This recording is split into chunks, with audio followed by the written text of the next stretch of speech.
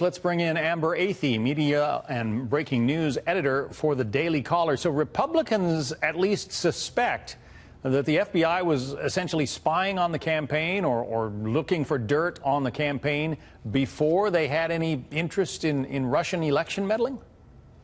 Yeah, that's the allegation here, and I think the lawmakers are really trying to put pressure on Trump to declassify these documents so they can see exactly what was going on even before the Russian meddling claims. But really, when you look at this FISA warrant against Carter Page, it really lays claim to everything that Nunes said in his memo, which was that not only did they rely heavily on this Steele dossier that was unverified and paid for by the DNC, but they also didn't disclose that the DNC was the one paying for it. In that warrant, they said that Trump was named as candidate #1, but instead of ever saying that candidate #2 or political party #2 was paying for that dossier, they insisted that Steele couldn't have been biased because he was never told that he was supposed to be, which we know isn't true because he admitted to Bruce Orr that he actually hated Trump and never wanted to see him in office. So really, Republicans are trying to put the pressure on here to prove all of their claims all along, which is that the Russian investigation into Trump and all of the investigations are just basically a ploy to try to take out a sitting president. And Republicans are saying that the FISA court judges did not get the full picture of the Steele dossier and where it came from, how it was paid for, and the political bias behind it.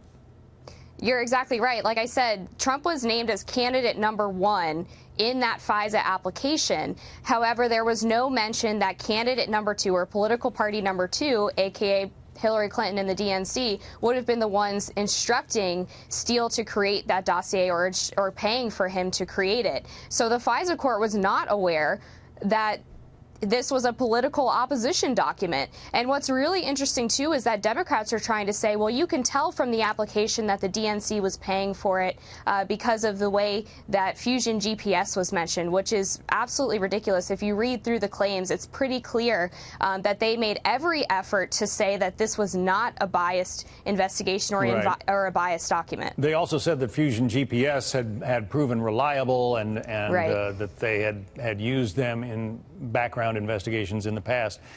Democrats also like to say that, look, a number of the judges on this FISA court who approved these warrants had been appointed by Republican presidents. But if they're getting bad information or inaccurate information or not the complete picture, it can lead to incomplete conclusions and rulings from the bench.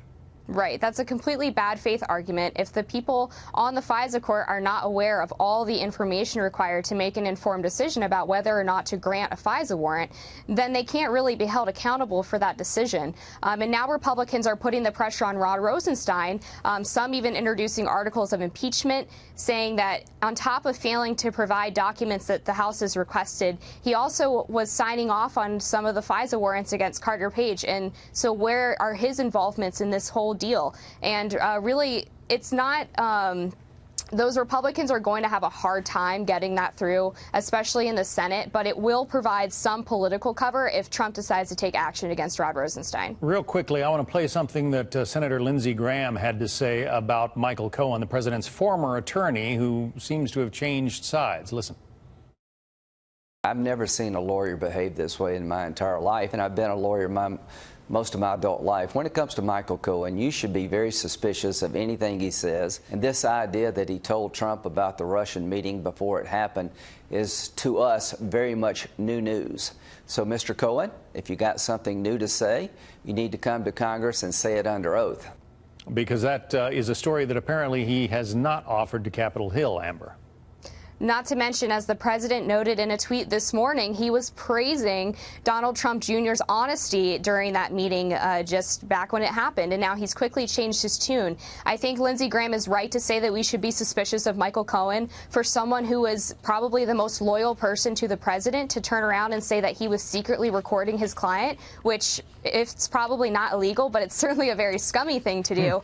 We should definitely be questioning his credibility and wondering why he's changing his tune now that he's under his own legal problems. Amber Athey is with the Daily Caller. Amber, thank you.